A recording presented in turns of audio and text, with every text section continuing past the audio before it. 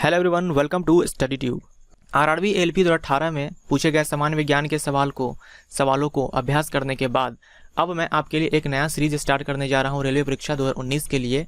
यह है complete science chapter wise, वो भी एनसीईआरटी क्लास 9th और 10th का।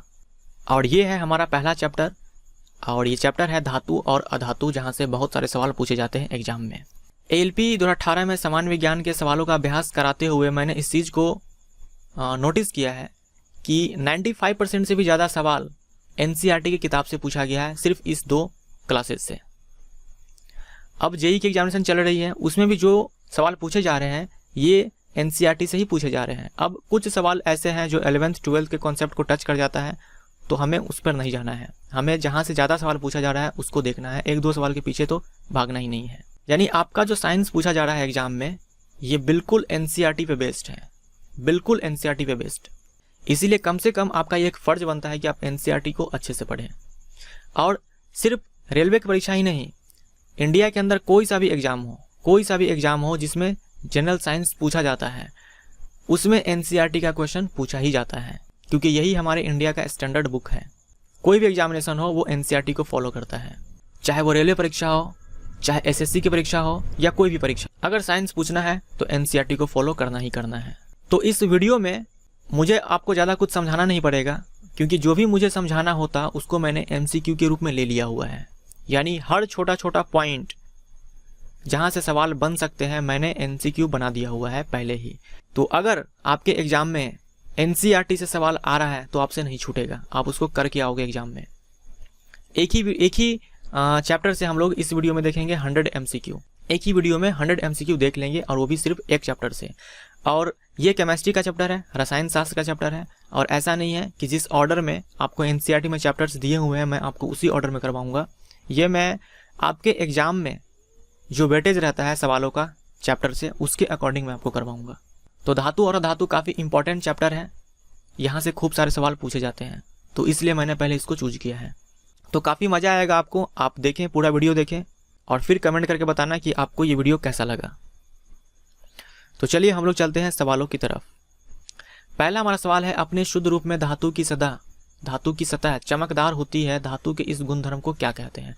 यानी धातुएं जब शुद्ध रूप में होती है तब उसकी सतह चमकती है, तो ये धातु के कौन से गुणधर्म के कारण होता है? ये होता है धात्विक चमक, मेटेलिक लस्टर। निम्नलिखित में से कौन सबसे अच्छा आघातवर्ध धातु है? आघातवर्ध धातु कहने का मतलब ये हुआ कि आप उस धातु को चाहे जितना भी पीट लो, उस पर आप चाहे जितना भी आघात कर लो, वो धातु टूटेगी नहीं। पतली चादर के रूप में कन्वर्ट हो जाएगी लेकिन टूटेगी नहीं। तो धातुओं में ये गुण है, आघातवर्ध है, जिसके कारण ऐसा होता है।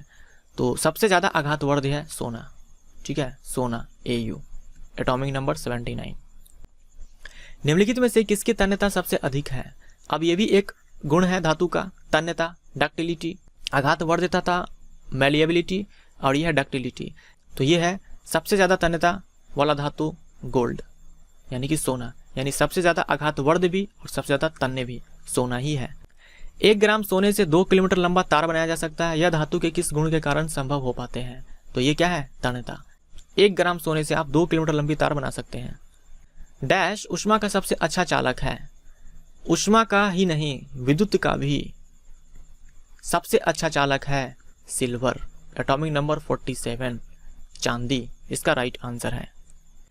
धातुएं जैसे डैश और मरकरी ऊष्मा के खराब चालक होते हैं। अब धातुएं साधारणतः ऊष्मा के अच्छे चालक होते हैं, लेकिन लेड और मरकरी ये ऊष्मा के खराब चालक होते हैं, ठीक है, सी इसका राइट आंसर है।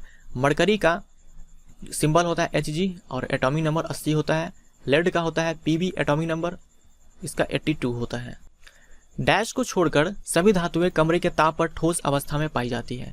धातुएं जो होती है ये ठोस अवस्था में पाई जाती है, लेकिन एकमात्र ऐसा धातु है जो कमरे के ताप पर द्रव अवस्था में मिलता है। ये कौन सा है? मरकरी, यानी कि डी इसका राइट आंसर है। मरकरी, परमाणु संख्या 80। डैश वह एकमात्र अधातु है जो द्रव है, यानी अधातुएं जो होती है ये या तो ठोस होती है या फिर होती है गैसीय अवस्था में, लेकिन एकमात्र ऐसा धातु है जो द्रव अवस्था में मिलता है, और ये है ब्रोमीन, ठीक है, ब्रोमीन। धातुओं का गलनांक सामान्यतः कैसा होता है? धातुओं का गलनांक सामान्यतः उच्च होता है। निम्नलिखित में से किस धातु का गलनांक सबसे कम है? हम लोगों ने अभी देखा साधारणतः धातुओं का गलनांक कैसा होता है, उच्च होता है, हाई होता है, लेकिन गैलियम और सीजियम ये दोनों ऐसे धातु हैं जिसे अगर आप अपनी हथेली पे डाल दें तो आपके बॉडी टेम्परेचर से ये पिघलना स्टार्ट हो जाएगा। देखिए, एक होता है धातु जो कमरे के ताप पर द्रव अवस्था में मिलता है, वो अलग है, वो कमरे के तापमान पर है, द्रव अवस्था में मरकरी। और ये क्या है, आपको आपके बॉडी का टेम्परेचर चाहिए, यानी जितना कमरे का तापमान है उससे ज़्यादा टेम्परेचर चाहिए गैलियम और सीजियम को द्रव अवस्था में आने के लिए। तो इसका गलनांक बहुत ही कम है, ये है 1 और 3, यानी कि सी इसका राइट आंसर है। याद रखिएगा, गैलियम और सीजियम। सामान्यतः धातुएं चमकीली होती है, लेकिन एकमात्र अधातु जिसमें धातु जैसी चमक होती है, यानी कि धात्विक चमक होती है, तो एकमात्र ऐसा धातु है आयोडीन, जिसमें धातु जैसी चमक होती है। ठीक है, तो आयोडीन इसका राइट आंसर है। कार्बन का कौन सा अपरूप सबसे कठोर प्राकृतिक पदार्थ है? तो ये आप सभी को पता है, सबसे कठोर प्राकृतिक पदार्थ कौन सा है? हीरा। ठीक है, डायमंड। देखिए, ग्रेफाइट हो गया, ग्राफीन हो गया, हीरा हो गया, फ्लोरीन हो गया, ये सब कार्बन के अपरूप हैं, एलोट्रॉप्स हैं कार्बन के। डैश एक अधातु होते हुए विद्युत का चालन करता है। अब जो अधातुएं होती है ये विद्युत का चालन नहीं करता, लेकिन एक अपवाद है, एक एक्सेप्शन है, यह है ग्रेफाइट। ये अधातु है फिर भी विद्युत का चालन करता है। निम्नलिखित में से कौन सी धातु इतने मुलायम होते हैं जिसे चाकू से भी काटा जा सकता है? अब धातुएं साधारणतः कठोर होती है, इसे चाकू से नहीं काटा जा सकता है, लेकिन लिथियम, सोडियम, पोटेशियम ये इतने सॉफ्ट होते हैं, पनीर के जैसे होते हैं। जिस तरह से आप पनीर को चाकू से काटते हैं, ठीक वैसे इसे भी चाकू से आप काट सकते हैं। तो उपर्युक्त सभी हमारा राइट आंसर है। लिथियम, सोडियम, पोटेशियम ये हमारे पीरियोडिक टेबल में आपको मिलेगा ग्रुप नंबर 1 में। इस सब की वैलेंसी संयोजकता 1 होती है और इस सब को हम लोग बोलते हैं क्षारीय धातु, इंग्लिश में बोले तो अल्कली मेटल। निम्नलिखित में से किस धातु का घनत्व इतना कम है जो पानी में तैरते हैं? साधारणतः धातु का घनत्व अधिक होता है, ठीक है, लेकिन लिथियम, सोडियम, पोटेशियम का घनत्व पानी से भी कम है। पानी का घनत्व होता है 1 ग्राम पर सेंटीमीटर क्यूब, इससे भी कम है, इसलिए पानी में तैरते हैं। तो उपर्युक्त सभी हमारा राइट आंसर हो जाएगा। निम्नलिखित में से किस धातु का गलनांक धातुओं में सबसे उच्च है? तो सबसे अधिक जो गलनांक है, मेल्टिंग पॉइंट है, highest melting point among metals, ये है टंगस्टन। इसका सिंबल होता है W और इसका जो मेल्टिंग पॉइंट है यानी कि गलनांक है, यह है 3380 डिग्री सेल्सियस, NCERT के डेटा के अकॉर्डिंग। अधिकांश अधातुएं ऑक्सीजन के साथ मिलकर ऑक्साइड बनाते हैं, जो जल में घुलकर अधातु के ऑक्साइड अम्लीय होते हैं। जल में घुलकर क्या बनाएगा? अम्ल। धातु के ऑक्साइड, अधातु के ऑक्साइड अम्लीय होते हैं, धातु के ऑक्साइड क्षारीय होते हैं।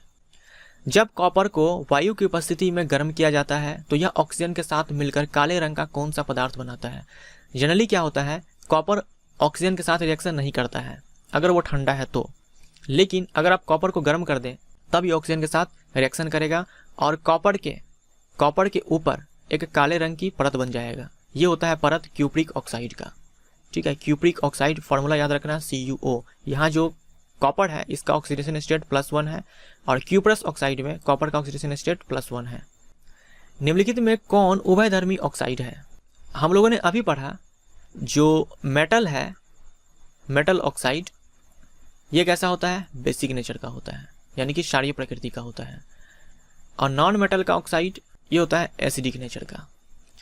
तो ये जो जिंक ऑक्साइड और एल्यूमिनियम ऑक्साइड है ये भी तो मेटल ऑक्साइड है, ये भी क्या है? मेटल ऑक्साइड है। ZnO और Al2O3 मेटल ऑक्साइड है। होना कैसा चाहिए था? बेसिक। लेकिन खास बात यह है कि ये एसिडिक नेचर का भी है, यानी कि ये दोनों नेचर का भी है, इसीलिए हम इसको बोलते हैं उभयधर्मी ऑक्साइड, यानी 1 और 2 दोनों ही इसका राइट आंसर है। इसका मतलब ये हुआ कि ZnO या फिर Al2O3 ये बेस के साथ भी रिएक्शन करेगा और एसिड के साथ भी रिएक्शन करेगा। बेस के साथ भी रिएक्शन करके सॉल्ट बनाएगा, वाटर बनाएगा, और एसिड के साथ भी रिएक्शन करके सॉल्ट बनाएगा, वाटर बनाएगा। जब बेस के साथ रिएक्शन करेगा तब ये बोलेगा कि भाई साहब हम एसिड हैं, जब एसिड मिलेगा इसको तब बोलेगा भाई साहब हम लोग बेस हैं। ठीक है, तो ये अम्लीय क्षारीय दोनों प्रकृति का होता है, इसीलिए हम इसको बोलते हैं एम्फोटेरिक ऑक्साइड। धातु के उस ऑक्साइड को क्या कहा जाता है जो अम्ल और क्षार दोनों से अभिक्रिया करने की क्षमता रखता है? तो क्या होगा ये? एम्फोटेरिक ऑक्साइड, उभयधर्मी ऑक्साइड। निम्नलिखित में से किसे सुरक्षित रखने के लिए केरोसिन तेल में डुबो कर रखा जाता है? देखिए, पोटेशियम और सोडियम ये इतने ज़्यादा रिएक्टिव होते हैं कि इसे आप एयर के कांटेक्ट में नहीं ला सकते, क्योंकि जैसे ही ये ऑक्सीजन के साथ रिएक्शन करेगा इसमें पकड़ लेगा आग। इसीलिए इसे केरोसिन तेल में डुबो कर रखा जाता है, सोडियम और पोटेशियम को। सामान्य ताप पर मैग्नीशियम, एल्यूमिनियम, जिंक, लेड आदि जैसी धातुओं की सतह पर डैश की पतली परत चढ़ जाती है। यह परत होती है इसके ऑक्साइड्स की। यानी एल्यूमिनियम को छोड़ दो आप एयर के कांटेक्ट में, तो धीरे धीरे ऑक्सीजन के साथ रिएक्शन करके इसके ऊपर एल्यूमिनियम ऑक्साइड की परत चढ़ जाती है। इसी तरह से जिंक ऑक्साइड, इसी तरह से मैग्नीशियम ऑक्साइड की परत चढ़ जाएगी।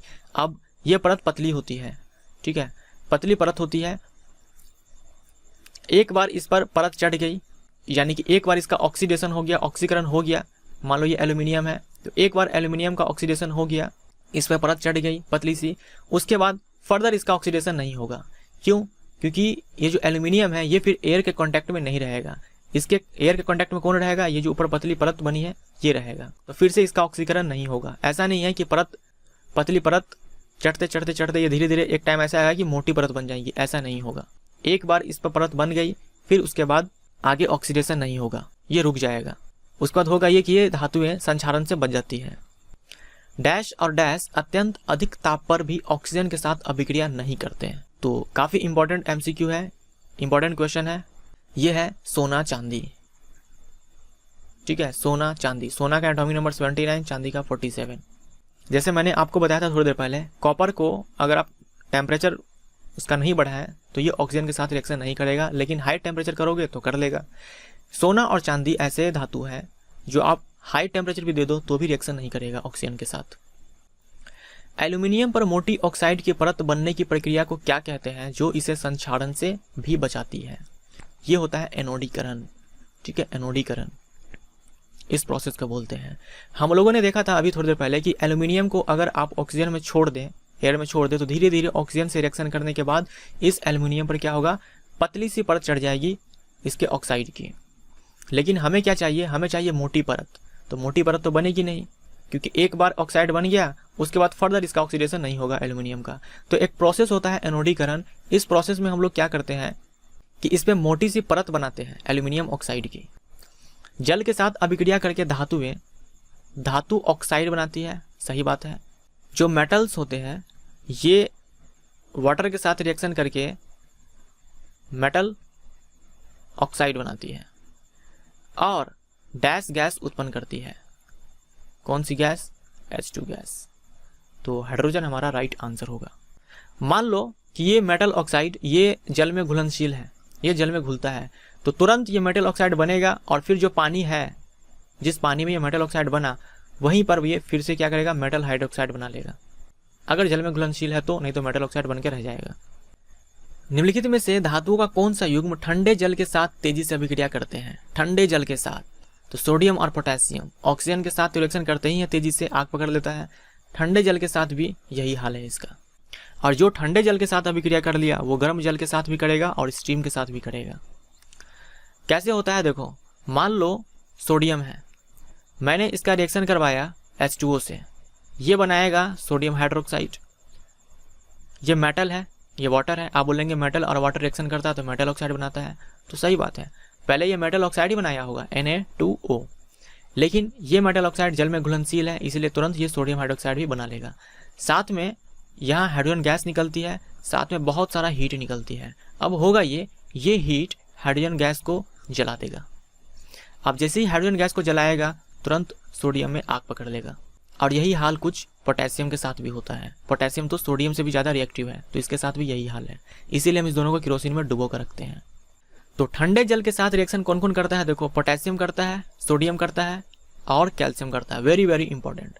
सोडियम भी, पोटेशियम भी करेगा, सोडियम भी करेगा, कैल्शियम भी करेगा, लेकिन ये जल उठेगा कैल्शियम की तीव्रता। कैल्शियम के साथ जब रिएक्शन होता है कैल्शियम वाटर का, तब तीव्रता बहुत ही कम होती है, यहाँ हीट नहीं निकलती, या फिर बोल सकते हैं निकलती भी है तो बहुत ही कम अमाउंट में, वो हीट हाइड्रोजन को नहीं जला पाती है। इसीलिए कैल्शियम के साथ कोई टेंशन नहीं है। बस यहाँ आपको ये ध्यान रखना है कि पोटेशियम, सोडियम, कैल्शियम ये ठंडे जल के साथ, कोल्ड वाटर के साथ आराम से रिएक्शन कर लेगा। और जो कोल्ड वाटर के साथ कर लेगा ये हॉट के साथ भी करेगा और स्टीम के साथ भी करेगा। कैल्शियम और जल के अभिक्रिया के संबंध में कौन सत्य नहीं है? कैल्शियम और जल, ठीक है, कैल्शियम है और जल है, क्या बनाएगा? कैल्शियम हाइड्रोक्साइड और हाइड्रोजन गैस यहाँ रिलीज होती है। हीट हम यहाँ पे नहीं लिखेंगे क्योंकि मैंने आपको बताया हीट बहुत ही कम होती है, हाइड्रोजन गैस को नहीं जला पाती। तो हम बोलेंगे कि इस रिएक्शन की तीव्रता जो है ये अधिक होती है या कम होती है? कम होती है। तो यही हमारा फॉल्स हो गया, यानी यही हमारा राइट आंसर है। इसकी तीव्रता जो है कम होती है। लिखा हाइड्रोजन गैस निकलती है तो हाइड्रोजन गैस निकलती है, निकलने वाली ऊष्मा कम होती है, बहुत ही कम होती है, इसीलिए हम लिखते भी नहीं है। तो ये भी सही है, ट्रू है, ये भी ट्रू था। कैल्शियम तैरना शुरू कर देता है, ये भी ट्रू है।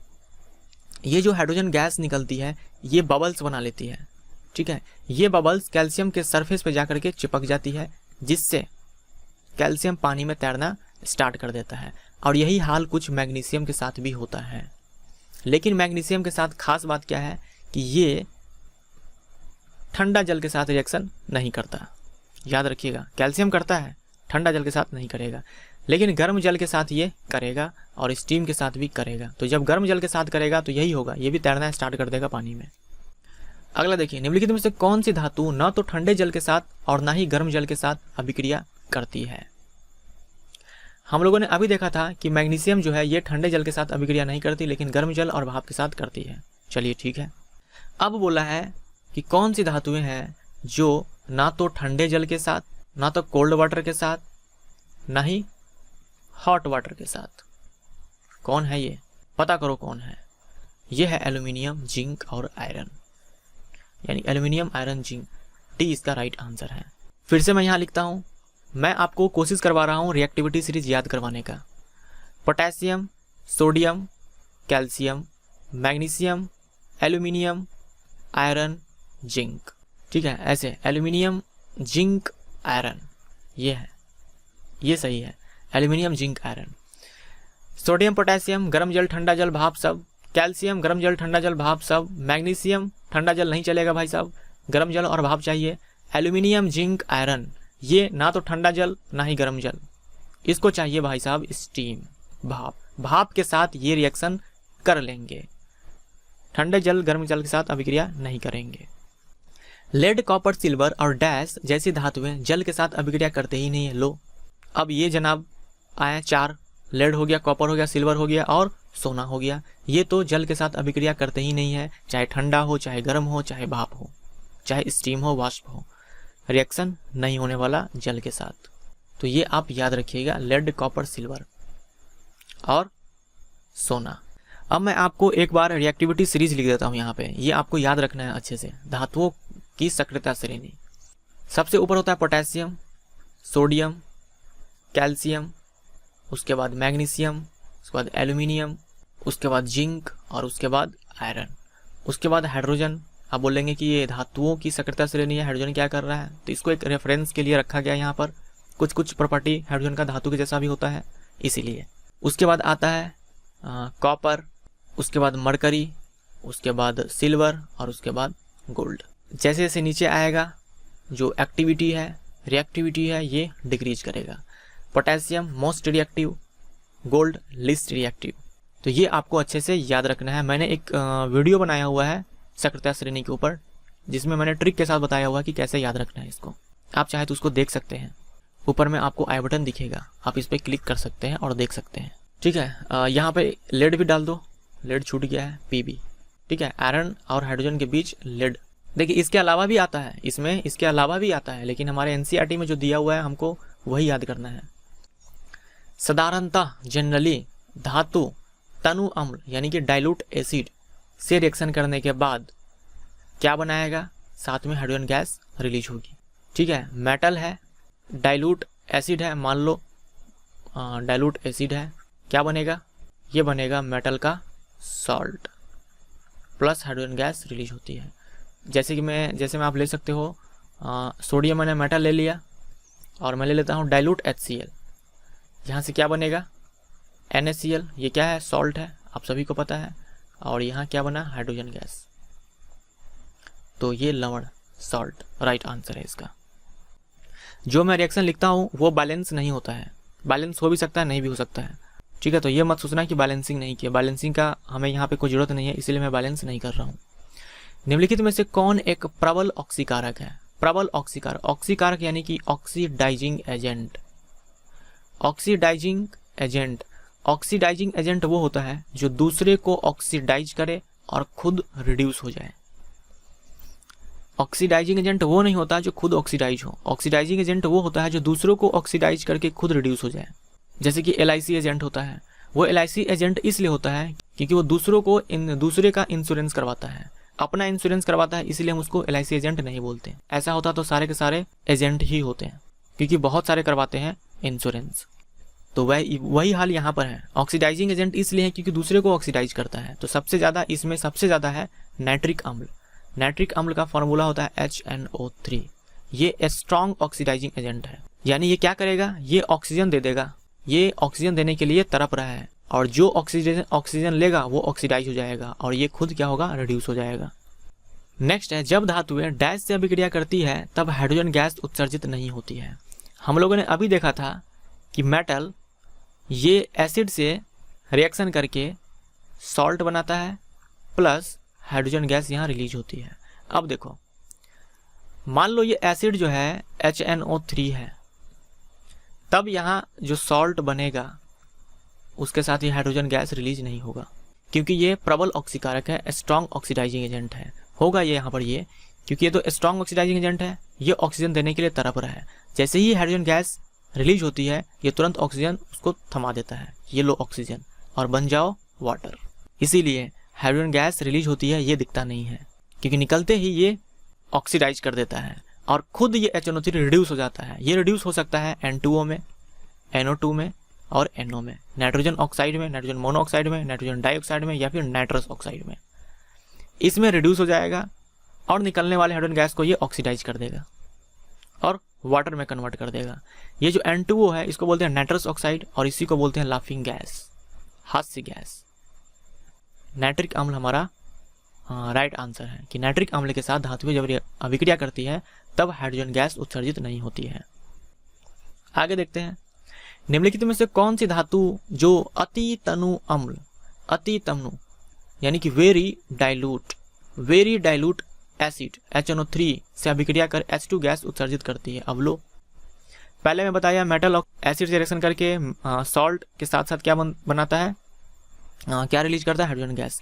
फिर मैंने बताया कि HNO3 के साथ रिएक्शन करता है तब हाइड्रोजन गैस उत्सर्जित नहीं होती है। अब मैं फिर से बता रहा हूँ यहाँ पे कि कौन है धातु जो HNO3 के साथ रिएक्शन करके H2 गैस उत्सर्जित करती है। लेकिन इस बात को आपको नहीं भूलना है, इस बार मैंने आपको बोला है वेरी डाइल्यूट, अति तनु अम्ल। अति तनु अम्ल का मतलब ये होता है अम्ल कम पानी ज़्यादा, ठीक है। अम्ल कम है पानी ज़्यादा है, उसे हम बोलते हैं वेरी डाइल्यूट, यानी पानी डाल डाल करके उसका कंसंट्रेशन कम कर दिया गया है। तो ये है मैग्नीशियम एंड मैंगनीज, ये याद रखिएगा, मैग्नीशियम और मैंगनीज है। अति तनु अम्ल HNO3 के साथ रिएक्शन करेगा और हाइड्रोजन गैस भी रिलीज करेगा, Mg और Mn। निम्नलिखित में से कौन सी धातु तनु HCl के साथ अभिक्रिया नहीं करती? यह है कॉपर। कॉपर ये HCl के साथ रिएक्शन नहीं करता। 3:1 के अनुपात में सांद्र HCl और सांद्र HNO3। अब देखो, एक होता है तनु और एक होता है सांद्र। तनु में पानी ज़्यादा होता है, अम्ल कम होता है। सांद्र में क्या होगा, पानी कम होगा, पानी जो है ये कम होगा, इसमें पानी कम होगा, इसमें पानी ज़्यादा होगा, इसमें पानी कम होगा। या फिर ऐसे बोल सकते हैं, तनु में जो H+ आयन का कंसंट्रेशन होता है ये कम होता है, ठीक है, कम होता है, और इसमें H+ आयन का कंसंट्रेशन ज़्यादा होता है। तो ये HCl और HNO3 आपस में मिल जाए 3:1 के रेशियो में, यानी 3 मॉलिक्यूल HCl का लेते हैं तो 1 मॉलिक्यूल HNO3 का लेना है। इसे हम बोलते हैं अम्लराज या फिर एक्वारेजिया। याद रखिएगा, एक्वारेजिया या फिर अम्लराज।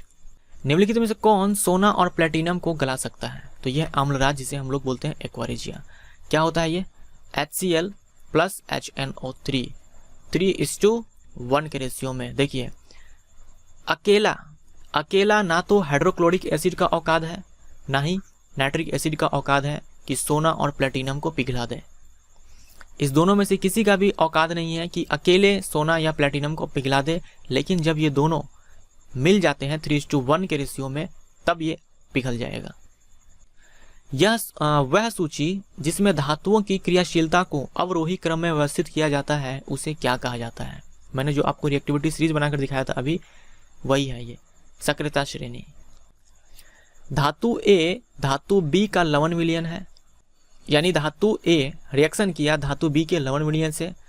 फिर क्या हुआ कि धातु ए अब धातु बी को भगा दिया, धातु ए, और खुद का लवण विलयन बना लिया। तो बताना है इसमें से कौन सही है।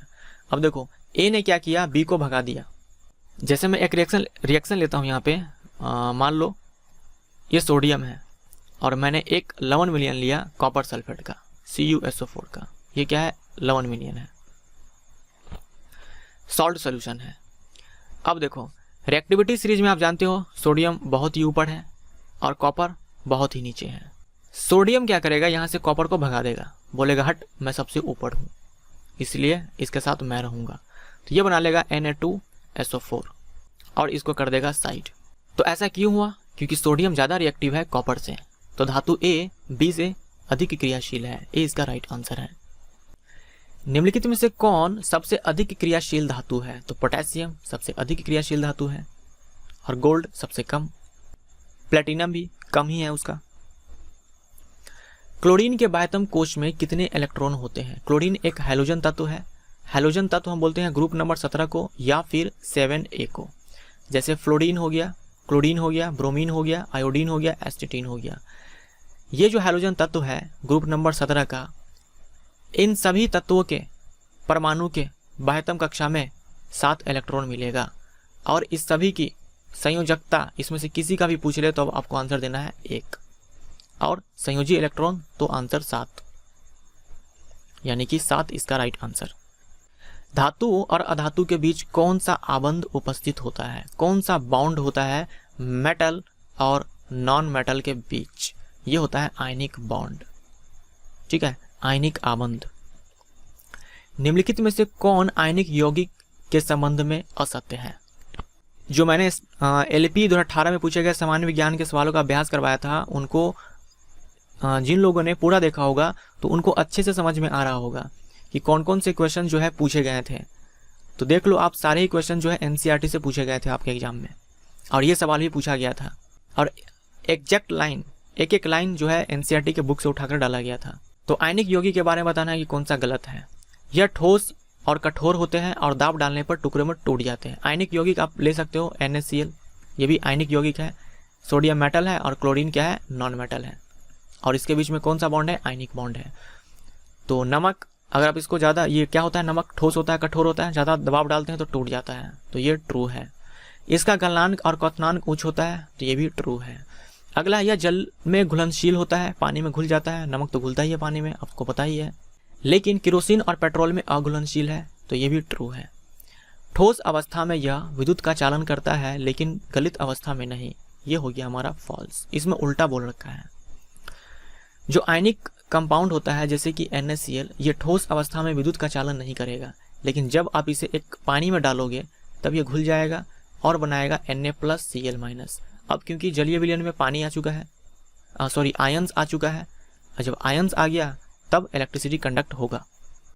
पृथ्वी की भूपर्पटी में यानी कि अर्थ क्रस्ट में प्राकृतिक रूप से पाए जाने वाले तत्वों या यौगिकों को डैश कहते हैं। इसे खनिज कहा जाता है। और मान लो इस खनिज में कोई ऐसा धातु है जो ज़्यादा अमाउंट में प्रेजेंट है, तब इस खनिज को, उस धातु का हम लोग अयस्क बोलते हैं। निम्नलिखित में से कौन कभी भी स्वतंत्र तत्व के रूप में नहीं पाया जाता? कभी भी ये फ्री स्टेट में नहीं पाया जाता, यानी ये हमेशा किसी न किसी कंबाइंड फॉर्म में मिलेगा। तो ये सब है, पोटेशियम हो गया, सोडियम हो गया, कैल्शियम हो गया, मैग्नीशियम हो गया, एल्यूमिनियम हो गया, ये सब है, यानी कि C इसका राइट आंसर है।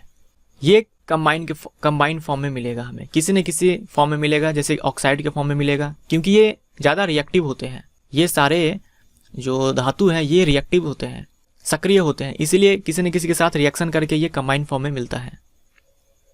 और कभी भी इन धातुओं को इसके अयस्क से निकालने के लिए जो रिडक्शन करवाया जाता है वो होता है इलेक्ट्रोलाइटिक रिडक्शन। जैसे हम लोग कार्बन का यूज करके भी रिडक्शन करवाते हैं, लेकिन इन सारे धातुओं को जब निकाला जाएगा इसका अयस्क से, तब इलेक्ट्रोलाइटिक रिडक्शन करवाया जाएगा, यानी कि विद्युत अपचयन। ये याद रखिएगा इन सारे धातु के केस में। निम्नलिखित में से कौन सी धातु स्वतंत्र अवस्था में पाई जाती है? तो ये हो जाएगा गोल्ड। और सिल्वर भी याद रखें, सिल्वर और गोल्ड दोनों याद रखें, एनसीईआरटी में दोनों दे रखा है कि ये नेटिव स्टेट में मिलता है। ये सारे जो है ये भी आपको कंबाइंड फॉर्म में मिलेगा। ये मेनली मिलता है कार्बोनेट के फॉर्म में और सल्फाइड के फॉर्म में, यानी जैसे कि ZnS हो गया, जिंक सल्फाइड, ZnCO3 हो गया, जिंक कार्बोनेट, ये इस फॉर्म में मिलेगा। फिर जिंक सल्फाइड, जिंक कार्बोनेट से जिंक को अलग किया जाएगा। पृथ्वी से प्राप्त खनिज अयस्कों में मिट्टी, रेत आदि जैसी कई अशुद्धियां होती है, जिसे डैश कहा जाता है। इसे क्या कहा जाता है? इसे गैंग कहा जाता है। ठीक है, गैंग। सीने बार निम्नलिखित में से किसका अयस्क है? सीने बार यानी कि मर्क्यूरिक सल्फाइड, इसे हम लोग सिंदूर भी बोलते हैं। मर्क्यूरिक सल्फाइड या फिर सीने बार, ये अयस्क है मरकरी का, यानी कि पारा का। नेक्स्ट है सीने बार ऑक्सीजन के साथ, सीने बार को ऑक्सीजन के प्रेजेंस में गर्म किया गया, तब यहाँ एक उत्पाद बनता है, प्रोडक्ट बनता है। फिर उस प्रोडक्ट को गर्म किया गया, तब मरकरी बनता है। यानी आप देख लो, ये था सीने बार HgS। फाइनली गर्म करते करते यहाँ क्या बना दिया? मरकरी, यानी इसके अयस्क से मरकरी को प्राप्त किया गया। बस यहाँ आपको बताना है कि बीच में ये क्या बना। ये बना मर्क्यूरिक ऑक्साइड। ठीक है, HgO, मर्क्यूरिक ऑक्साइड। देखिए, मर्क्यूरिक ऑक्साइड, मर्क्यूरिक सल्फाइड और क्यूप्रस सल्फाइड, ये हो गया अयस्क मरकरी का, और ये हो गया अयस्क कॉपर का। इसको सिंपली हीट कर देने से मेटल मिल जाएगा। इसको हीट किया जाएगा एक बार यहाँ हीट होगा तो ये बनेगा मर्क्यूरिक ऑक्साइड, और यहाँ से बनेगा क्यूप्रस ऑक्साइड। फिर आगे और भी हीट चलता रहेगा, हीट करते रहेंगे, तब मिल जाएगा मरकरी और कॉपर। तो ये आपको ध्यान में रखना है कि सीने बार और क्यूप्रस सल्फाइड, इसको बस सिंपली हीट कर देने से मेटल अलग हो जाता है, धातु अलग हो जाती है। निम्नलिखित में से किस धातु को उसके अयस्क से वायु में केवल गर्म करके प्राप्त किया जा सकता है? वायु में केवल गर्म करके, तो ये क्या है? मरकरी है, HgS। ठीक है, सीने बार, इसको सिंपली वायु में गर्म करो, मरकरी मिल जाएगा। पहले ऑक्साइड बनेगा, फिर और गर्म करेंगे और मरकरी मिल जाएगा। इसके साथ आपको क्यूप्रस सल्फाइड भी याद रखना है, इसके साथ भी सेम केस है, गर्म करने के बाद कॉपर मिल जाएगा। सल्फाइड अयस्क को वायु की उपस्थिति में अधिक ताप पर गर्म करने पर यह ऑक्साइड में परिवर्तित हो जाता है। इस प्रक्रिया को क्या कहा जाता है? क्या बोला? सल्फाइड अयस्क। जैसे कि मैं यहाँ एक एग्जांपल लेता हूँ, जिंक सल्फाइड, इसे हम जिंक ब्लेंड भी बोलते हैं। इसको वायु के उपस्थिति में काफ़ी स्ट्रांगली हीट किया गया, अच्छे से इसको हीट किया गया, स्ट्रांगली हीट किया गया। इसके बाद क्या होगा? ये देख लो, गर्म करने पर यह ऑक्साइड में परिवर्तित हो जाती है, यानी कि यहाँ बन गया जिंक ऑक्साइड। ठीक है, जिंक ऑक्साइड बन गया।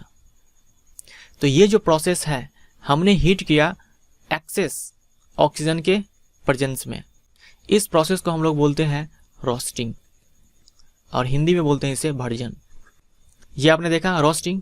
अब अगला सवाल देखिए, अब है कार्बोनेट अयस्क को सीमित वायु में अधिक ताप पर गर्म करने पर यह ऑक्साइड में परिवर्तित हो जाता है। इस प्रक्रिया को क्या कहा जाता है? इस बार मैं ले रहा हूँ जिंक कार्बोनेट, ZnCO3, और इस बार क्या बोला है? इस बार भी हीट करना है, लेकिन इस बार वायु सीमित मात्रा में, यानी ऑक्सीजन जो है वो लिमिटेड होगा, ज़्यादा नहीं होगा। इसलिए मैंने पिछले सेक्शन में +O2 लिखा था, इसमें मैं नहीं लिख रहा हूँ, क्योंकि यहाँ लिमिटेड ऑक्सीजन है, ज़्यादा नहीं चाहिए। यहाँ भी क्या होगा? बन जाएगा जिंक ऑक्साइड, लेकिन इस प्रोसेस को हम लोग बोलते हैं कैल्सिनेशन, हिंदी में बोलते हैं इसे निष्पातन। ठीक है, निष्पातन। तो ये निष्पातन और भर्जन, ये अलग अलग प्रोसेस है, ये आपको ध्यान में रखना है। अब देख लो, जिंक ऑक्साइड हमें मिल गया, सल्फाइड से भी जिंक ऑक्साइड मिला था। अब इसका रिडक्शन करवाया जाएगा। रिडक्शन वो प्रोसेस होता है जब ऑक्सीजन बाहर निकलता है, यानी इसका रिडक्शन करवा करके, इसमें याद रखना है रिडक्शन के लिए हम लोग कार्बन का यूज करते हैं। चाहे तो जिंक से ज़्यादा जो रिएक्टिव है उसका भी यूज कर सकते हैं, वो जिंक को भगा देगा यहाँ से और खुद आ जाएगा, खुद का ऑक्साइड बना लेगा और वो जिंक को बाहर निकाल देगा। जैसे मान लो एल्यूमिनियम, अगर हम एल्यूमिनियम डाल करके रिडक्शन करवाएं तो ये एल्यूमिनियम ऑक्साइड बना लेगा और जिंक बाहर चला जाएगा, क्योंकि एल्यूमिनियम ज़्यादा रिएक्टिव है जिंक से, तो ये इसको डिस्प्लेस कर देगा। और कार्बन का यूज करके भी रिडक्शन करवाया जाता है। तो यहाँ से जिंक बन जाएगा और इधर कार्बन मोनोऑक्साइड बन जाता है। तो देख लो ये अलग हो गया, रिडक्शन करवा दिया। तो सिर्फ इतना ही नहीं, जिंक हो गया, आयरन हो गया, लेड हो गया और कॉपर हो गया, इस सब का रिडक्शन हम करवाते हैं कार्बन का यूज करके। ये आपको अच्छे से याद रखना है, कार्बन का यूज करके इस सब का रिडक्शन करवाते हैं। या फिर हम इससे अधिक जो क्रियाशील धातु है उसका यूज करके रिडक्शन करवा सकते हैं, विस्थापन अभिक्रिया करवा करके। धातु के ऑक्साइड से धातु को प्राप्त करने के लिए निम्न में से किसका उपयोग अपचायक के रूप में किया जाता है? तो ये कार्बन है। धातु के ऑक्साइड से धातु को प्राप्त करने के लिए रिड्यूसिंग एजेंट के रूप में काम किया कौन? कार्बन। या फिर जो धातु है उससे अधिक क्रियाशील धातु को हम रख करके भी रिडक्शन करवा सकते हैं, अपचयन करवा सकते हैं। निम्नलिखित में से थर्मीट अभिक्रिया के बारे में कौन सत्य है? थर्मीट अभिक्रिया देखिए क्या होता है। मैंने अभी आपको बताया कि जिंक हो गया, आयरन हो गया, लेड हो गया, कॉपर हो गया, इस सब के ऑक्साइड से हम लोग इस धातु को प्राप्त करते हैं रिडक्शन करवा करके, और रिड्यूसिंग एजेंट के रूप में हम लोग कार्बन का यूज करते हैं। ये मैंने आपको बताया। साथ में मैंने आपको ये भी बताया कि इसके जगह पर हम इससे अधिक क्रियाशील धातु का भी प्रयोग कर सकते हैं, विस्थापन अभिक्रिया करवा करके रिडक्शन करवा सकते हैं।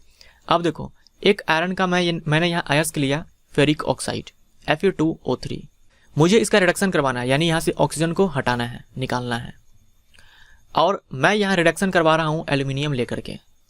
ये रिडक्शन होगा, रिडक्शन होने के बाद रिड्यूस होगा, रिड्यूस होने के बाद यहाँ बन जाएगा आयरन, साथ में ये Al2O3 और साथ में हीट, यानी कि बहुत ही ज़्यादा अमाउंट में यहाँ हीट रिलीज होती है, हीट निकलती है। अब ये हीट इतना ज़्यादा होता है कि ये आयरन को गला देता है, यानी कि ये जो आयरन हमें मिलेगा ये आपको मोल्टेन स्टेट में मिलेगा, गलित अवस्था में मिलेगा, ठीक है, मोल्टेन स्टेट में मिलेगा, ये हीट के कारण। तो ये जो रिएक्शन है यही होता है थर्मीट रिएक्शन। अब इसका यूज देखो कहाँ किया जाता है। रेलवे ट्रैक है तो वहाँ कहीं दरार आ गया है या फिर ज्वाइंट करना है तो इसी आयरन का वहाँ पर यूज किया जाता है, मोल्टेन आयरन का। तो इनका प्रयोग रेल की पटरी एवं मशीन के दरारों को जोड़ने के लिए किया जाता है, ये सही है। इसमें अधिक ऊष्मा निकलती है, ये भी सही है।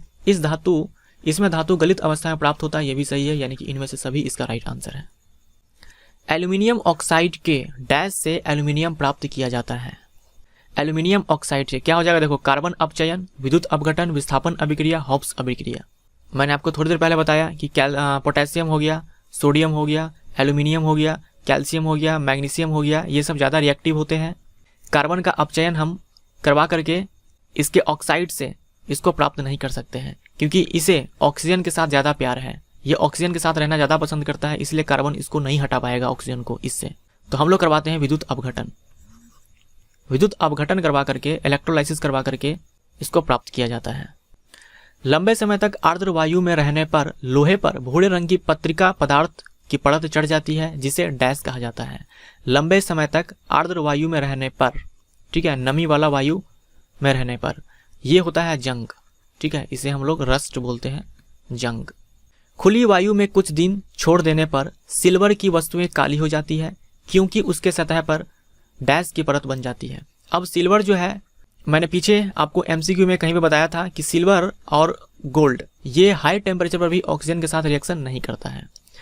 तो सिल्वर तो ऑक्साइड तो बनाएगा नहीं, सिल्वर ऑक्साइड तो बनाएगा नहीं, ये बनाता है सिल्वर सल्फाइड, ठीक है, सिल्वर सल्फाइड। जो एयर में सल्फर होता है उसके साथ रिएक्शन करके सिल्वर सल्फाइड बनाता है, और ये सिल्वर सल्फाइड बनने के कारण जो सिल्वर होता है वो काली पड़ जाती है। तो सिल्वर सल्फाइड इसका राइट आंसर होगा। तांबा वायु में उपस्थित आर्द्र कार्बन डाइऑक्साइड के साथ अभिक्रिया करता है और उसके सतह पर कॉपर कार्बोनेट का परत बन जाता है, जिससे कॉपर के सतह से भूरे रंग का चमक धीरे धीरे खत्म हो जाती है और डैश रंग का हो जाता है, ये हरे रंग का हो जाता है। यानी कॉपर पहले था ब्राउन कलर का, बाद में उसके ऊपर कॉपर कार्बोनेट का परत चढ़ गया, क्योंकि वो कॉपर हवा में उपस्थित आर्द्र कार्बन डाइऑक्साइड के साथ रिएक्शन कर लिया। कॉपर कार्बोनेट का परत चढ़ने के कारण वो हरे रंग का दिखने लगा। यानी ये जो हरा रंग का पदार्थ है ये क्या है? ये है कॉपर कार्बोनेट। यानी जहां कॉपर कार्बोनेट बनेगा वहां हरे रंग का परत चढ़ेगा। निम्नलिखित में से किसका प्रयोग कर लोहे को संक्षारण से बचाया जा सकता है? तो क्रोमियम लेपन, मिश्र धातु बनाकर, एनोडीकरण, इनमें से सभी इसका राइट आंसर है। ये सारी प्रोसेस करके लोहे को संक्षारण से बचाया जा सकता है। लोहे और इस्पात की वस्तुओं को जंग से सुरक्षित रखने के लिए उन पर जस्ते की पतली परत चढ़ाई जाती है, इस विधि को क्या कहा जाता है? इस विधि को कहा जाता है यशद लेपन। इसी को हम लोग बोलते हैं गैल्वेनाइजेशन। ठीक है। लोहा सर्वाधिक उपयोग में आने वाली धातु है, लेकिन कभी भी शुद्ध अवस्था में इसका उपयोग नहीं किया जाता, क्योंकि शुद्ध लोहा अत्यंत नरम होता है, सॉफ्ट होता है, इसीलिए इसका यूज नहीं किया जा सकता। इसको हार्ड बनाया जाता है। इसको हार्ड बनाने के लिए क्या किया जाता है? इसमें बहुत ही कम अमाउंट में, लगभग 0.05% इस अमाउंट में कार्बन का मिक्सिंग किया जाता है। उसके बाद ये हार्ड हो जाता है और साथ में स्ट्रांग भी हो जाता है। लोहे के साथ निकल और क्रोमियम मिलाने पर हमें डैश प्राप्त होता है तथा इसमें जंग भी नहीं लगता। यानी कि आयरन, क्रोमियम और निकल, इसका मिश्र धातु पूछा है, इसका अलॉय पूछा है। यह है स्टेनलेस स्टील। ठीक है, स्टेनलेस स्टील। मिश्र धातु 2 या 2 से अधिक धातुओं का डैश मिश्रण होता है, तो ये समांगी मिश्रण होता है। ठीक है, समांगी याद रखिएगा। जो अलॉय होता है ये होमोजीनियस मिक्सचर होता है। शुद्ध सोना 24 कैरेट का होता है और यह आभूषण बनाने के लिए उपयुक्त नहीं होता है, क्योंकि अभी हम लोगों ने देखा था कि जो शुद्ध आयरन होता है वो बहुत ही सॉफ्ट होता है। ठीक वैसे ही जो शुद्ध सोना होता है 24 कैरेट का, ये काफ़ी नरम होता है, तो इसका आभूषण नहीं बनाया जा सकता। इसीलिए इस 24 कैरेट के सोना में कॉपर या फिर सिल्वर का मिक्सिंग किया जाता है। ऐसा करने से ये सोना कठोर हो जाता है। अगर मिश्र धातु में एक धातु पारा है तो इसे डैश कहा जाता है, इसे अमलगम कहा जाता है। मान लो कोई ऐसा अलॉय है जिसमें आपको एक धातु मरकरी देखने को मिल रहा है और दूसरा कोई भी हो सकता है, लेकिन एक मरकरी है, तो उसे हम बोलेंगे अमलगम। पीतल किसका मिश्र धातु है? पीतल बोले तो ब्रास। तो ये ब्रास, ये कॉपर और जिंक का मिश्र धातु है, यानी कि तांबा और जस्ता। ये इसका राइट आंसर है। तांबा और टीन ये होता है कांच से। कोई मिश्र धातु अमलगम भी कहा जाता है क्योंकि उसमें क्या होता है? मरकरी होता है। निम्न में से कौन सा युगल विस्थापन अभिक्रिया प्रदर्शित करता है? डिस्प्लेसमेंट रिएक्शन प्रदर्शित करता है कौन सा पेयर? सोडियम क्लोराइड का विलयन है और कॉपर धातु है, तो सोडियम जो है काफ़ी ज़्यादा रिएक्टिव है। आपको पोटेशियम के नीचे ही देखने को मिलेगा सोडियम, और कॉपर तो हाइड्रोजन से भी नीचे है। तो क्या होगा? ये कॉपर को उसके विलयन से ये सोडियम क्लोराइड के विलयन से सोडियम को विस्थापित नहीं कर पाएगा, तो ये विस्थापन रिएक्शन नहीं दिखाएगा। उसके बाद MgCl2 है, MgCl2 और एल्यूमिनियम। तो MgCl2 आपको कहाँ मिलेगा? पहले पोटेशियम, फिर सोडियम, फिर कैल्शियम और फिर मैग्नीशियम, फिर एल्यूमिनियम। यानी कि मैग्नीशियम ऊपर है, तो ऊपर वाले को नीचे वाला विस्थापित नहीं कर पाएगा, तो ये भी रिएक्शन नहीं होगा। आयरन सल्फेट के विलयन से सिल्वर धातु को, सिल्वर आपको नीचे मिलेगा, सोना को ऊपर मिलेगा, और आयरन आपको ऊपर मिलेगा, जिंक के जस्ट नीचे। तो देख लो आयरन बहुत ही ऊपर है सिल्वर से, तो ये भी क्या करेगा? विस्थापित नहीं कर पाएगा, यानी कि सिल्वर विस्थापित नहीं कर पाएगा आयरन सल्फेट से आयरन को। AgNO3 और कॉपर, अब देखो Ag यहाँ है और कॉपर यहाँ है, यानी कॉपर सिल्वर से ऊपर है, तो कॉपर विस्थापित कर देगा सिल्वर नाइट्रेट से सिल्वर को। डी इसका राइट आंसर है। लोहे के फ्राइंग पैन को जंग से बचाने के लिए निम्न में से कौन सी विधि उपयुक्त है? फ्राइंग पैन जिसमें हम लोग खाने पीने की चीज़ों को फ्राई करते हैं, तो इसमें जिंक की परत चढ़ाकर हम इसे जंग से बचाते हैं। जिंक की परत चढ़ा करके, ग्रीज लगाकर या पेंट लगाकर नहीं कर सकते, क्योंकि ये ऑर्गेनिक पदार्थ होता है और गर्म करने पर यह जल सकता है, इसीलिए हम इसका यूज नहीं करते, जिंक की परत चढ़ाते हैं। कोई धातु ऑक्सीजन के साथ अभिक्रिया कर उच्च गलनांक वाला यौगिक निर्मित करता है, यह यौगिक जल में विलय है, यह तत्व क्या हो सकता है? अब धातु बोला है तो कार्बन तो होगा नहीं, तो इसको तो आप पहले ही काट दो। ये जो हमारा आंसर हो जाएगा, ये हो जाएगा कैल्शियम। कैल्शियम ये ऑक्सीजन के साथ रिएक्शन करेगा और क्या बनाएगा? Calcium oxide. ठीक है, कैल्शियम ऑक्साइड, और ये आयनिक कंपाउंड है। ठीक है, यानी कि आयनिक यौगिक है। और आप जानते हैं जो आयनिक कंपाउंड होता है उसका बॉइलिंग पॉइंट और मेल्टिंग पॉइंट हाई होता है,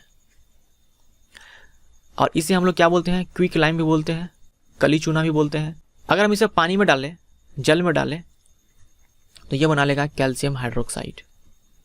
और कैल्शियम हाइड्रोक्साइड यानी कि CaOH का होल ट्वाइस, कैल्शियम हाइड्रोक्साइड को हम लोग सेलेक्ट लाइम भी बोलते हैं। सेलेक्ट लाइम यानी कि भकड़ा चूना या फिर बुझा चूना। खाद्य पदार्थ के डब्बों पर जिंक के बजाय टीन का लेप होता है।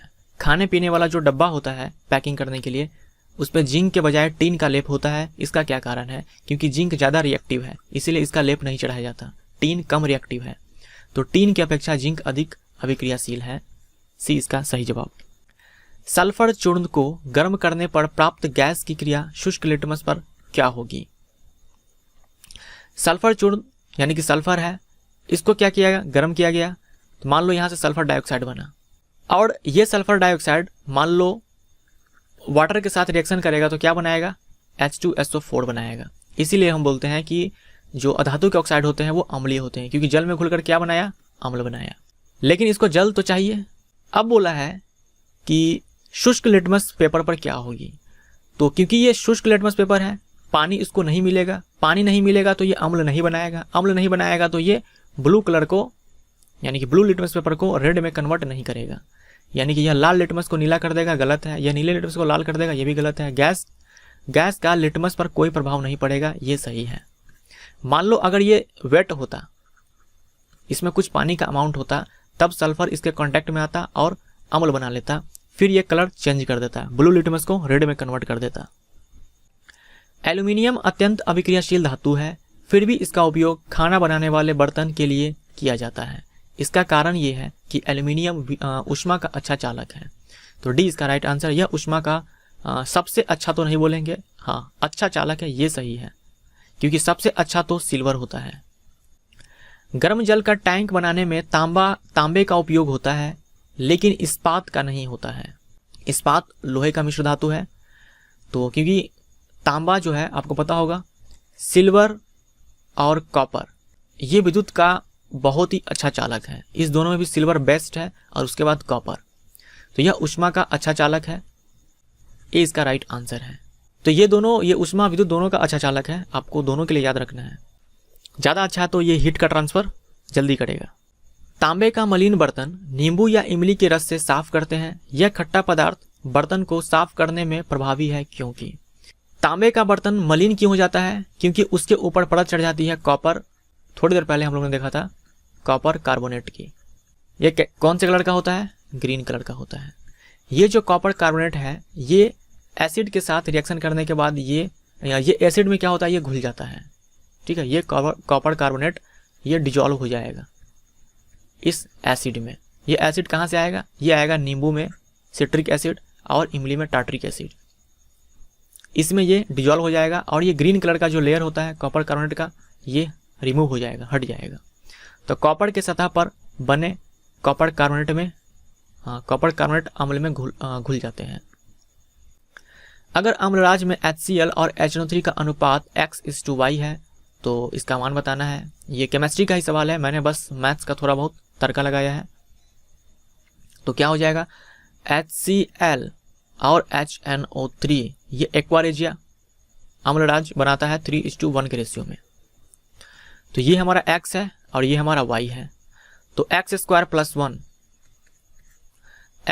+ 1 यानी 3 का स्क्वायर और +1 ये हो जाएगा 10, माइनस Y का स्क्वायर यानी कि 1 का स्क्वायर ये हो जाएगा 1, और माइनस में 3 × में 1। तो 10 में से 1 गया 9, उसका स्क्वायर रूट लेंगे तो 3 आएगा और माइनस में 3, तो ये आ गया 0, यानी कि 0 हमारा सही जवाब है।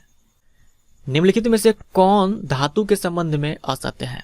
यह विद्युत धनात्मक तत्व होते हैं, तो ये सही है। विद्युत धनात्मक तत्व इसलिए क्योंकि धातु के बाह्यतम कक्षा में या तो एक इलेक्ट्रॉन होता है, या 2 होता है, या 3 होता है, और ये आराम से 1 इलेक्ट्रॉन दे सकता है, 2 इलेक्ट्रॉन दे सकता है, 3 इलेक्ट्रॉन दे सकता है। और जब भी किसी एटम से इलेक्ट्रॉन बाहर जाता है तो उस पर क्या आता है?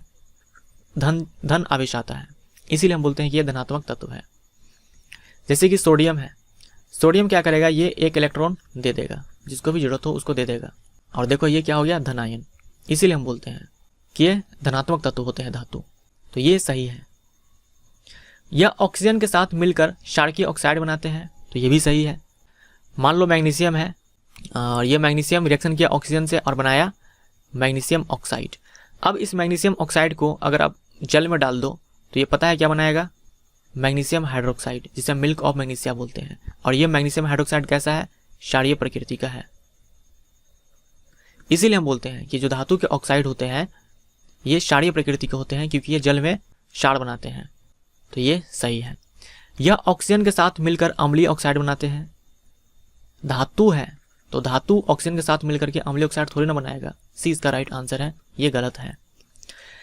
यह कमरे के ताप पर ठोस अवस्था में होता है, तो ये बिल्कुल सही है। बस एक एक्सेप्शन है जो कमरे के ताप पर द्रव अवस्था में होता है, वो है क्या, मरकरी। अयस्क से धातु का निष्कर्षण और उसका परिष्करण कर उपयोगी बनाने को डैश कहते हैं। निष्कर्षण यानी कि एक्सट्रैक्शन और परिष्करण यानी कि रिफाइनिंग प्यूरिफिकेशन। ये जो प्रोसेस होता है पूरा कहलाता है धातु कर्म यानी कि मेटलर्जी। निम्नलिखित में से कौन उच्च तापमान पर भी ऑक्सीजन के साथ अभिक्रिया नहीं करता, तो ये है गोल्ड। गोल्ड के साथ सिल्वर भी उच्च तापमान पर भी ऑक्सीजन के साथ अभिक्रिया नहीं करता। एक्स एक अधातु है लेकिन इसमें धातु के जैसी चमक है। एक्स क्या है, एक्स है आयोडीन। जब कॉपर के प्लेट को वायु के संपर्क में रखा जाता है तब इस पर धीरे धीरे एक हरे रंग का परत बन जाता है। यह हरे रंग का पदार्थ क्या है, अब आप समझ चुके होंगे, यह है कॉपर कार्बोनेट, और ये कॉपर कार्बोनेट अम्ल में घुल जाता है। साधारणतः धातुओं का गलनांक उच्च होता है, लेकिन वाई एक ऐसा धातु है जिसे अगर हथेली पर रखा जाए तो शरीर के तापमान से गल जाता है। तो ये वाई क्या हो सकता है, या तो गैलियम हो सकता है या तो सीजियम हो सकता है। तो ए और सी दोनों में से कोई एक हो सकता है। शुद्ध लोहा बहुत नरम होता है। इसे कठोर बनाने के लिए इसमें क्या मिलाया जाता है, तो इसमें कार्बन मिलाया जाता है, बहुत ही कम अमाउंट में, 0.05% के आसपास। ये आपको देखना है और समझना है और बताना है एक्स वाई में कौन ज़्यादा सक्रिय है। एक्स देखो, एक्स ने क्या किया, YSO4 से Y को भगा दिया, यानी कि डिस्प्लेस कर दिया। इसका मतलब ये हुआ कि X ज़्यादा रिएक्टिव है Y से। और नीचे देखो, Y X को नहीं भगा पाया, इसका मतलब Y कम रिएक्टिव है X से, तो X जो है ज़्यादा सक्रिय है। ये इसका सही जवाब। टंगस्टन का गलनांक कितना होता है? टंगस्टन का गलनांक 3380 डिग्री सेल्सियस, ये आपके NCERT में दे रखा है, तो आप 3400 डिग्री सेल्सियस याद रखो। आप यही याद रखो, 3380 डिग्री सेल्सियस, इसके आसपास जो दिखेगा उसको टिक कर देना। निम्न में से किसे सफेद सोना भी कहा जाता है? सफेद सोना कहा जाता है प्लेटिनम को। प्लेटिनम, इसका एटॉमिक नंबर 78 होता है और सिंबल होता है Pt। सिल्वेनाइट और कैल्वेराइट किसका अयस्क है? देखिए, गोल्ड तो वैसे फ्री स्टेट में मिलता है, लेकिन फिर भी एक दो अयस्क है जो आपको याद रखना है। ये सिल्वेनाइट और कैल्वेराइट, ये सोना का अयस्क है, इसको ध्यान में रखिए।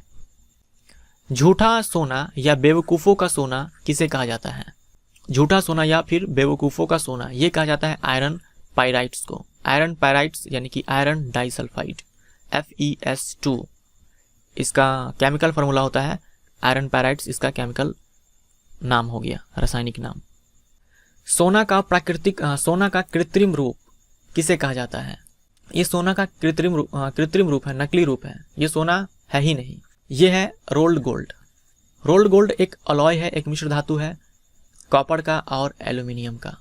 इसमें कॉपर 70%, 90% और एल्यूमिनियम 10% होता है, और इसी मिश्र धातु को हम लोग रोल्ड गोल्ड बोलते हैं।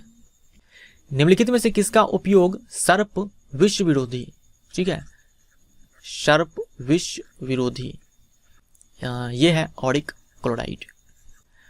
चांदी के चम्मच से अंडा खाने से मना किया जाता है क्योंकि चांदी अंडे में उपस्थित गंधक से अभिक्रिया कर काले रंग का एक पदार्थ बनाता है जिससे चम्मच नष्ट हो जाता है। यह काले रंग का पदार्थ क्या है? यह काले रंग का पदार्थ है सिल्वर सल्फाइड, सी इसका राइट आंसर। दुनिया में सबसे ज़्यादा सोना का उपभोग कौन सा देश करता है? ये तो जीके का क्वेश्चन हो गया, तो भारत सबसे ज़्यादा सोना का उपभोग करता है। सिल्वर ब्रोमाइड का उपयोग किया जाता है, सिल्वर ब्रोमाइड का उपयोग किया जाता है ब्लैक एंड व्हाइट फोटोग्राफी में, बी इसका राइट आंसर है, याद रखिएगा। सिल्वर नाइट्रेट को और क्या कहा जाता है? सिल्वर नाइट्रेट यानी कि AgNO3, ये सिल्वर नाइट्रेट है, इसे लूनर कास्टिक भी कहा जाता है। लूनर कास्टिक, अभी इलेक्शन हुआ, आपने वोट भी डाला होगा, आप में से कईयों ने वोट डाला होगा, तो आपकी उंगली पर जो निशान लगाया गया था ये सिल्वर नाइट्रेट का ही था। तो आपसे ऐसे ही पूछा सकता है कि मतदान के समय उंगली पर जो निशान लगाया जाता है वो क्या होता है? ये सिल्वर नाइट्रेट होता है, ये बनता है सिल्वर और नाइट्रिक अम्ल के रिएक्शन से। मानव शरीर में कॉपर की मात्रा में वृद्धि हो जाने पर कौन सी रोग हो जाती है? इस रोग का नाम है विल्सन रोग। इटाई रोग ये हो जाता है कैडमियम के कारण, और मिनीमाटा ये होता है मरकरी के कारण, यानी मरकरी पॉइजनिंग के कारण मिनीमाटा, और कैडमियम पॉइजनिंग के कारण इटाई, और कॉपर पॉइजनिंग के कारण विल्सन रोग। चूहों के विष के रूप में किसका उपयोग किया जाता है? तो ये जिंक फॉस्फाइड, ठीक है, जिंक फॉस्फाइड का यूज किया जाता है चूहों को मारने के लिए, जो दवा बनाया जाता है उसमें। सिलिकॉन की संयोजकता कितनी है? सिलिकॉन ये ग्रुप नंबर 14 का तत्व है। कार्बन हो गया, सिलिकॉन हो गया, जर्मेनियम हो गया, टिन हो गया और प्लम्बम हो गया, यानी कि लेड हो गया। तो ये सब ग्रुप नंबर 14 का एलिमेंट है। इसकी जो वैलेंसी है वो 4 है, संयोजकता 4 है। कभी भी संयोजी इलेक्ट्रॉन पूछे तो ये भी 4 है। डी इसका राइट आंसर है। इनमें से किसी का भी पूछे तो आपको 4 ही बताना है। पूरे यूनिवर्स में सबसे अधिक कौन सा तत्व पाया जाता है? पूरे यूनिवर्स में पूछा है। सबसे अधिक पाया जाता है हाइड्रोजन और उसके बाद हीलियम। तो हाइड्रोजन इसका राइट आंसर है। हीलियम ये दूसरे नंबर पर है। कभी भी पूछे कि पृथ्वी के भूपर्पटी पे अर्थ क्रस्ट में सबसे ज्यादा कौन सा तत्व पाया जाता है, तब आपको बताना है अर्थ क्रस्ट पे अगर पूछे तो ये हो जाएगा पहला ऑक्सीजन, उसके बाद सिलिकॉन और उसके बाद एल्यूमिनियम। तो ये ऑर्डर भी आपको ध्यान में रखना है। सबसे हल्की धातु, सबसे हल्की धातु पूछा है। धातु तत्व नहीं पूछा है आपसे। तत्व या फिर अधातु ये पूछे तब आंसर कुछ जो है अलग आएगा। धातु पूछे तब आपका आंसर लिथियम देना है। अगर आपसे सिर्फ पूछे कि सबसे हल्की तत्व कौन है, तब आपको हाइड्रोजन आंसर करना है या फिर अधातु, क्योंकि हाइड्रोजन अधातु है। तो अधातु पूछे या फिर तत्व पूछे तब हाइड्रोजन, अगर धातु पूछे तब लिथियम, और सबसे भारी धातु पूछे तब आपको ऑस्मियम आंसर करना है। अब एक छोटी सी कहानी पढ़ते हैं। एक व्यक्ति प्रत्येक घर में सोनार बनकर जाता है। उसने पुराने एवं मलिन सोने के आभूषणों में पहले जैसी चमक पैदा करने का ढोंग रचाया। कोई संदेह किए बिना ही एक महिला अपने सोने के कंगन उसे दे देती है, जिससे वह एक विशेष विलयन में डाल देता है। कंगन पहले की तरह चमकने लगता है, लेकिन उनका वजन अत्यंत कम हो जाता है। वह महिला बहुत ही दुखी होती है तथा तर्क वितर्क के पश्चात उस व्यक्ति को झुकना पड़ता है। एक जासूस की तरह क्या आप उस विलयन की प्रकृति के बारे में बता सकते हैं? क्या होगा ये? उसके पास एक विलयन था, सोना को डाला और सोना चमकने लगा, लेकिन सोना का जो भार है ये घट गया। सोना यानी कि AuAg नहीं। वो क्या था? ये विलयन था एक्वारेजिया, ठीक है, एक्वारेजिया अम्लराज। क्योंकि एक्वारेजिया अम्लराज के पास ही पावर है जो सोना को पिघला दे, साथ में प्लेटिनम को पिघला दे। तो ये खत्म हो गया हम लोगों का मेटल नॉन मेटल। इस चैप्टर से आपको बहुत सारा सवाल मिल जाएगा जो RRB JEE में पूछा जा रहा है, पूछा गया है। और ये सारे सवाल कहाँ से मैंने लिया है? NCERT से लिया है। लास्ट के कुछ 10-15 सवाल मैंने अलग बुक से लिया है, ये NCERT का नहीं है। लेकिन इससे पहले ही मैंने जितना आपको करवाया है उसमें से RRB JEE के एग्जाम में बहुत सारे क्वेश्चन पूछे जा रहे हैं और पिछले साल 2018 में भी पूछे गए हैं। इसीलिए NCERT पढ़ना बहुत ही जरूरी है। तो वीडियो अगर आपको पसंद आया तो वीडियो को लाइक जरूर कीजिएगा, दोस्तों के साथ शेयर भी जरूर कीजिएगा। और मान लो मैंने बोलते बोलते कहीं पर मिस्टेक करा, कहीं पर गलती करा, बोलना कुछ और चाहिए था, बोल मैंने कुछ और दिया, लिखना कुछ और चाहिए था, लिख मैंने कुछ और दिया। ऐसा हो जाता है और हो सकता है, ये पॉसिबिलिटी है, क्योंकि मुझे खुद भी नहीं पता चलता कि मैं बोलते बोलते कहाँ पर मैंने मिस्टेक कर दिया है। तो आप लोग कमेंट करके जरूर बता देना। कुछ अभद्र शब्द मत लिखिएगा, क्योंकि गलती मैं जानबूझकर नहीं करता हूँ, गलती हो जाती है। तो इसका अगला पार्ट जो है, इसका अगला चैप्टर कौन सा आएगा? इसका अगला जो हमारा चैप्टर होगा वो होगा अम्ल, क्षार और लवण। वहाँ से भी सवाल खूब सारे पूछे जाते हैं। अम्ल, क्षार और लवण अगर आप इसके साथ ही बैक टू बैक पढ़ लेंगे तब आपको और अच्छे से समझ में आएगा। तो अगला पार्ट मैं अपलोड करूँगा, आप जल्दी से इस पर 10,000 व्यूज कंप्लीट करवाइए। ये आपकी रिस्पॉन्सिबिलिटी है। आप 10,000 व्यूज जल्दी से कंप्लीट करवाएं। आप जैसे आप करवाएंगे अगला पार्ट तुरंत अपलोड हो जाएगा, क्योंकि वीडियो को बनाने के लिए मैं भी बहुत मेहनत करता हूँ। क्वेश्चन को टाइप करना, फिर वीडियो रिकॉर्ड करना, तो इन सब में भी काफ़ी टाइम लगता है, काफ़ी मेहनत लगता है। तो अगर ये मेहनत मैंने किया है तो ज़्यादा से ज़्यादा लोग इसे देखें, ये हमारी इच्छा है। जितना ज़्यादा लोग देखेंगे वीडियो बनाने में उतना ही मज़ा आएगा। तो मिलते हैं नेक्स्ट चैप्टर में। Thank you so much.